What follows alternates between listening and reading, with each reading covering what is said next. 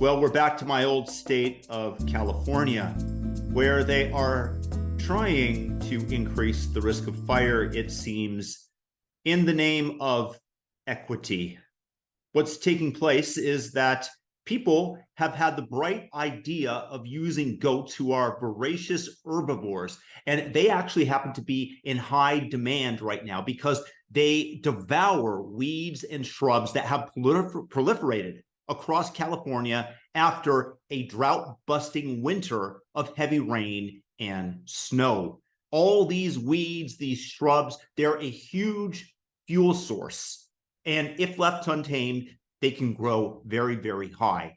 And then in the summer, when everything dries up, it becomes perfect fuel for a massive, massive fire. What they do is they use targeted grazing within the state of California and other places, of course, as well. And it's a strategy to reduce wildfire risk because goats can eat a wide variety of vegetation and graze in steep and rocky terrain that would otherwise be very difficult to access.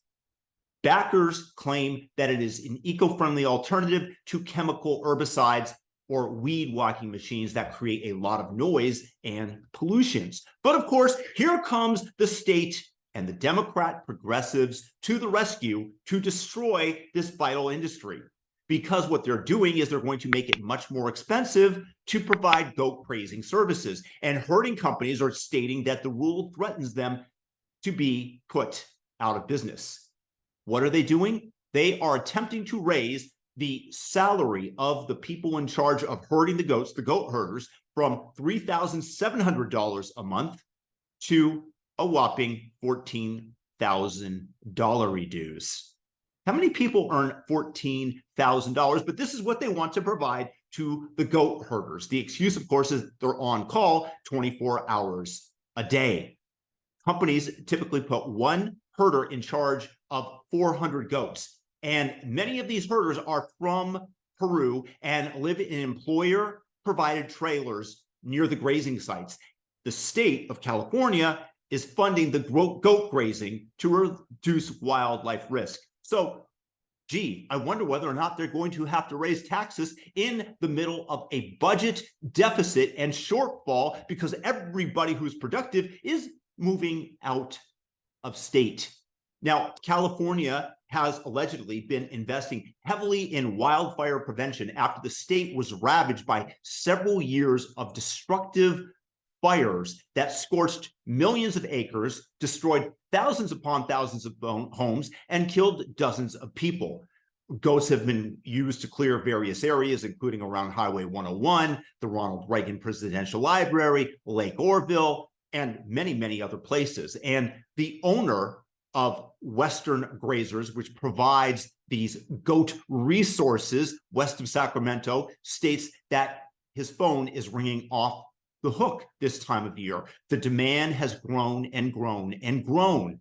His company has about 4,000 goats for hire to clear vegetation for government agencies and private landowners across Northern California. And without a fix to the new regulations, he says that we will be forced to sell these goats to slaughter and the auction yards, and will be forced out of business and probably file for bankruptcy. So basically the state, and this is being led by the famed Lorena Gonzalez, who's now involved directly with the unions, because the state wants to raise these wages to these astronomical levels. They are putting a viable industry that is reducing risk, and they are putting them out of business. How many people can afford the $14,000 a month? Because at some point it becomes more viable for the less environmentally friendly solution, the one that creates more noise, that uses all sorts of oil, that, the weed whackers in this case, and or you have people that are going to go out there and have to clear it by hand, etc., instead of having an animal that devours the brush and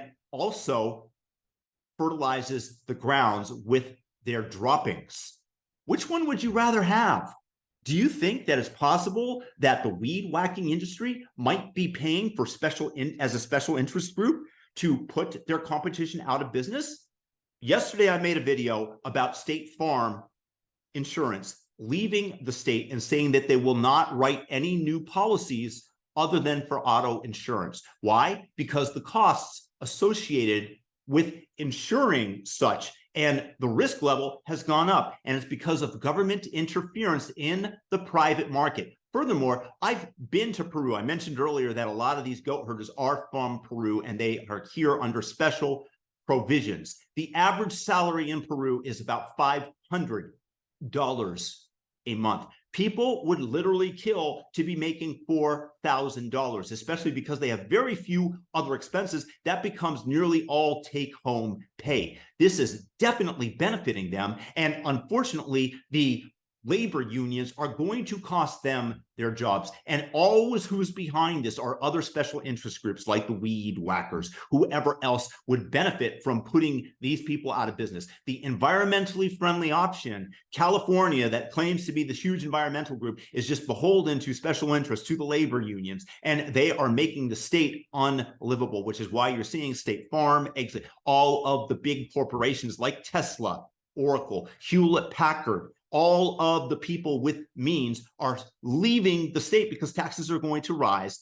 The risk of fire is going to increase again if you eliminate this avenue of reducing the amount of vegetation available for fire fuel. But they don't care about it because they are after only one thing, and that is increased power and alerting everybody that they are on the right side of the aisle via their virtue signaling, as they put the goats to the slaughterhouse, the firms out of business, and increase the risk of your house catching on fire within the state of California.